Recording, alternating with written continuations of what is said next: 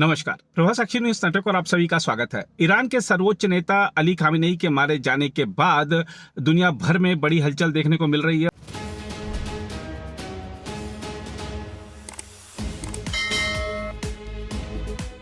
और खासतौर पर अगर हम देखें तो अब सोमवार को जब बाजार खुलेंगे तो बाजारों में इसका असर पड़ने की संभावना बहुत ज़्यादा बताई जा रही है, क्योंकि जिस तरीके से ये एक क्षेत्रीय तनाव है, इस क्षेत्रीय तनाव के क्षेत्रीय युद्ध में बदलने की आशंका है। वो क्षेत्रीय युद्ध क्या महायुद्ध में बदलेगा, विश्व युद्ध में बदलेगा, इसको लेकर तमाम तरह की आशंकाएं जताई जा रही हैं। तो इसको लेकर बड़े हलचल पूरी दुनिया में देखने को मिल रही है। और ईरान में जिस तरीके का माहौल है, इजराइल ने जिस तरीके से फिर से वहां पर अटैक किए हैं और ईरान की ओर से पलटवार किया गया है, खासतौर पर उन देशों में जहां पर की अमेरिकी बेस हैं। दुबई एयरपोर्ट को नुकसान पहुंचने की खबरें सामने आ रही हैं। रियाद में, अबू धाबी में इस तरीके की खबरें आ रही हैं कि जो ईरान की तरफ से पलटवार किया गया है वो उससे बड़ा नुकसान हुआ है। नुकसान कितना है इसके बारे में तमाम तरह की खबरें चल रही हैं, लेकिन जो पुष्ट खबरें हैं वो ऐसा अभी कुछ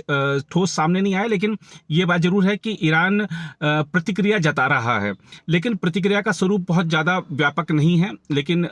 ईरान पर जो अमेरिका और इजराइल ने मिलकर जो हमला किया उससे क्या कुछ परिस्थितियां बन रही हैं इसमें इस समय वैश्विक परिदृश्य में, आइए विशेषज्ञों के माध्यम से समझते हैं कि इस पूरे प्रकरण से क्या बड़ा संदेश क्या है और विश्व के सामने क्या नई चुनौतियां खड़ी हो गई हैं। ईरान के सर्वोच्च नेता अयातुल्लाह अली खामेनी को एक तरीके से खत्म करने के बाद में अब ईरान में क्या होगा, यह प्रश्न ईरान की जनता के सामने है। तीन अलग अलग तरह के पर्याय उनके सामने उपलब्ध है। सबसे पहला पर्याय थियोक्रेसी, यानी हम जिसे कहते हैं धर्म सत्ता का राज पद्धति। अयातुल्लाह अली खामेनी जाने के बाद में उनके सक्सेसर, उनका बेटा मुश्तबा होने का वहां पे पॉसिबिलिटी कहा जा रहा है, या अलग अलग तरह के वहां की जो पैनल ऑफ एक्सपर्ट्स की एक तरह से कमिटी रहेगी जहां पर 88 अलग अलग तरह के धर्मगुरु वहां पर इकट्ठा आ सकते हैं और उस पद्धति के अनुसार अब भविष्य में अयातुल्लाह अली खामेनी की जगह पर कौन सक्सेसर आएगा वो वहां पे डिसाइड हो सकता है। दूसरा जो ऑप्शन है वो 1979 के पहले जिस तरीके से वहां पर मोनार्की यानी एक तरीके से राजा की पद्धति ईरान में थी, उसी तरह की पद्धति फिर से ईरान में आएगी, ऐसे भी वहां पर कुछ लोग ऑप्शन वहां पे बता रहे हैं। अभी ईरान के क्राउन प्रिंस रेजा पहलवी जो अमेरिका में है वो ईरान में फिर से वापस आ सकते हैं और वहां पर वो सत्ताधीश बन सकते हैं। तीसरा जो सबसे महत्वपूर्ण ऑप्शन है, डोनाल्ड ट्रंप चाहते हैं कि वहां के जो आंदोलक है, वहां की जो जनता है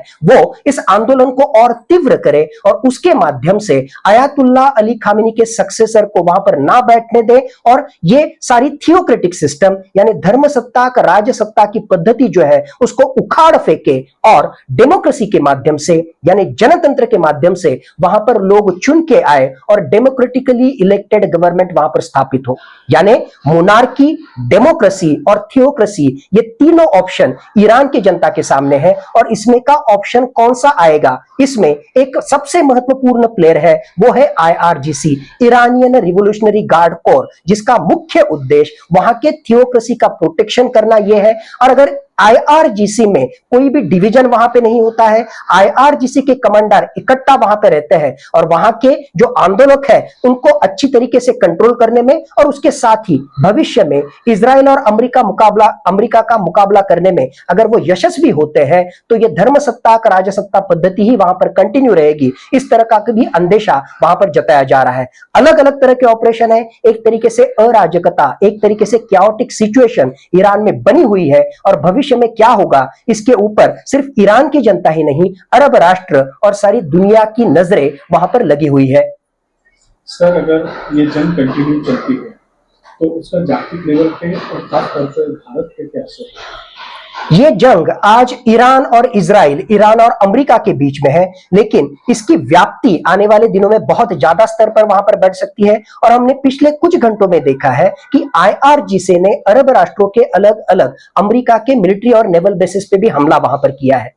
अगर ये युद्ध और वहां पर आगे जाता है तो जागतिक स्तर पर और मुख्यतः भारत के ऊपर भी इसके बहुत सारे विपरीत परिणाम हो सकते हैं। अगला कदम जो IRGC के माध्यम से उठाया जा सकता है वो है वहां की होर्मुज की सामुद्र धुनी यानी स्ट्रेट ऑफ हॉर्मुज को ब्लॉक करना। अगर स्ट्रेट ऑफ हॉर्मुज को ब्लॉक किया जाता है तो पूरे विश्व में इस स्ट्रेट ऑफ हॉर्मुज से 20% से भी ज्यादा क्रूड ऑयल का सप्लाई करने वाले शिप्स यहां से जाते हैं, और उसके ऊपर अगर वो ब्लॉकेड वहां पर आएगा तो पूरे विश्व में जागतिक स्तर पर एक तरीके से क्रूड ऑयल की कीमतें वहां पर बढ़ेगी, और उसका विपरीत परिणाम भारत की अर्थव्यवस्था पर भी होगा, क्योंकि भारत अपनी क्रूड ऑयल की टोटल डिमांड में से 85% डिमांड ये एक तरीके से इंपोर्ट के माध्यम से पूरी करता है, और इन अरब राष्ट्रों से हमारे पास 50% से भी ज्यादा क्रूड ऑयल इंपोर्ट किया जाता है। वेस्ट एशिया यानी पश्चिम एशिया में इस तरह की युद्धजन्य परिस्थिति रहना भारत के अर्थव्यवस्था के लिए यह काम की चीज नहीं है। दूसरी महत्वपूर्ण चीज, आईआरजीसी जिस तरीके से हमले कर रहा है दुबई के इंटरनेशनल एयरपोर्ट, रियाद और अलग अलग तरह के महत्वपूर्ण अरब राष्ट्रों के एयरपोर्ट पर, तो उसका खामियाजा विश्व के अलग अलग देशों के नागरिकों को वहां पर भुगतना पड़ रहा है। वहां पर हजारों की संख्या में अभी भी अलग अलग तरह के ट्रैवलर्स दुबई इंटरनेशनल एयरपोर्ट पर, रियाद और दोहा के एयरपोर्ट पर वहां पर अटक के वहां पर एक तरीके से स्ट्रैंडेड वहां पे हुए हैं। तो आने वाले समय में इस तरीके से इन टूरिस्ट की सुरक्षितता हो, उसके साथ ही एयर ट्रैवल हो, और लॉजिस्टिक सप्लाई के पॉइंट ऑफ व्यू से स्ट्रेट ऑफ हॉर्म्यूज और पर्शियन गल्फ में से किस तरीके से ये कमर्शियल शिप जाएंगे, ये सारा निर्भरित वहां पर होगा कि किस तरीके से ईरान और इजराइल, ईरान और अमेरिका का युद्ध आगे की दिशा वहां पर लेता है। ईरान के बड़े नेता आयतुल्ला खमेनी की मौत के बाद जो है अपने भारत के कश्मीर से कुछ वीडियो सामने आ रहे हैं, साथ ही ईरान के भी कुछ जगह पे जो है जश्न मनाया जा रहा है, तो कुछ जगह पे मातम मनाया जा रहा है। इसके बारे में क्या? पूरे विश्व में जो शिया पंथीय है उनको सपोर्ट करने वाला एक बहुत बड़ा वर्ग है। जम्मू कश्मीर में भी जो शिया पंथीय वहां पर है, जो आयतुल्ला अली खामेनी को सर्वोच्च नेता वहां पर मानते थे, अमेरिका की इस तरह की हुकुमशाही से या एक तरीके से बेबंद शाही से जो उन्होंने अटैक किया है, उसके खिलाफ पूरे विश्व में शिया पंथीय जो है वो आगे वहां पर आए हैं, और शिया सेक्ट के मुस्लिम इसका विरोध वहां पर कर रहे हैं। जम्मू कश्मीर में भी इसी तरह का आंदोलन, इसी तरीके से किए हुए निदर्शन हमें वहां पर दिखाई दे रहे हैं। दूसरे तौर पर अगर हम वहां पर देखेंगे तो ईरान में भी दो तरह के चित्र आपको वहां पर दिखेंगे। एक तरफ बहुत ज्यादा पैमाने पर लोग रस्ते पर आए हुए हमें वहां पर दिखाई देते हैं, और आयतुल्ला अली खामेनी की हत्या करना, अमेरिका ने इस तरीके से मिलिट्री ऑपरेशन करना उनको वहां पर भाया नहीं है। इसकी वजह से ही उनके खिलाफ में, अमेरिका के खिलाफ जो है जबरदस्त कार्रवाई ईरान ने करनी चाहिए, ऐसा कहते हुए कुछ लोग वहां पर रस्ते पर आते हुए प्रोटेस्ट करते हुए हमें वहां पे दिखाई दे रहे हैं। तो दूसरी तरफ बहुत सारी जनता है जो एक तरीके से रिलीफ, साई ऑफ रिलीफ हम जिसे कह सकते हैं,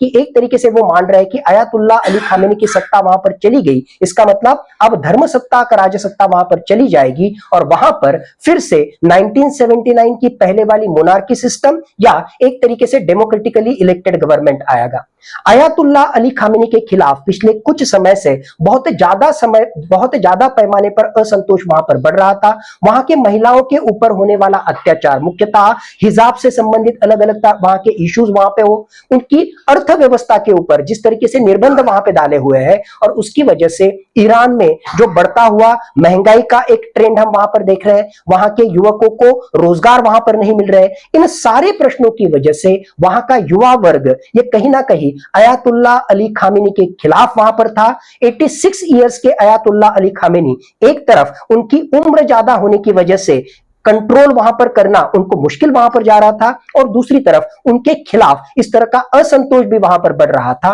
अब आयतुल्ला अली खामेनी की मृत्यु होने की वजह से ऐसे जो असंतुष्ट युवक है वो वहां पर खुश होते हुए वहां पर दिखाई दे रहे हैं, और उनका सेलिब्रेशन भी वहां पर रस्तों में होते हुए हमें स्पष्ट तरीके से दिखाई दे रहा है। सर, ये जंग जब से शुरू हुई, अभी जो है ऑस्ट्रेलिया के तरफ से भी बयान आया है कि उनका ईरान को सपोर्ट है, साथ ही चाइना हो गया, रशिया हो गया, इनका क्या पक्ष रहेगा और किस तरीके से ये जंग आगे बढ़ेगी? मूलतः अगर प्रिंसिपल के पॉइंट ऑफ व्यू से हमने देखा तो अमेरिका ने और इजराइल ने यह किया हुआ हमला कहीं पे भी किसी भी इंटरनेशनल नॉर्म या किसी भी इंटरनेशनल रूल में नहीं बैठता है। लेकिन पिछला 1 से 1.5 साल का अगर हमने डोनाल्ड ट्रंप की ये सारी कार्रवाई हमने वहां पे देखी, वो निकोलस मदुरो से संबंधित हो या अभी आयतुल्ला अली खामेनी से संबंधित हो, वो एक तरीके से पूरे विश्व को अमेरिका दिखाना चाहता है कि हेजमनी, यानी यहां पर सबसे बड़ा अगर कोई दादा है तो वो अमेरिका है। इस तरह की उनकी रणनीति है, और इसकी वजह से ही अंतरराष्ट्रीय स्तर पर बहुत सारे देशों के द्वारा ईरान को सपोर्ट किया गया है, या बहुत सारे देशों के द्वारा अमेरिका की ये जो कार्रवाई है उसके विरोध में उन्होंने वहां पर अंतरराष्ट्रीय स्तर पर अपनी बात वहां पर रखी है। लेकिन दुर्भाग्यवश इस सारी जंग में ईरान को खुद को ही वहां पर लड़ना पड़ेगा। अंतरराष्ट्रीय स्तर पर सिर्फ सपोर्ट मिलने की वजह से बैटलफील्ड में कोई वहां पर जो है गणित या वहां पर समीकरण चेंज नहीं होने वाला है। इसकी वजह से IRGC आने वाले समय में उनके पास उपलब्ध हाइपरसोनिक मिसाइल्स हो, उनके पास उपलब्ध अलग अलग तरह के लेटेस्ट शायद ड्रोन्स हो, इनका इस्तेमाल करते हुए अमेरिका के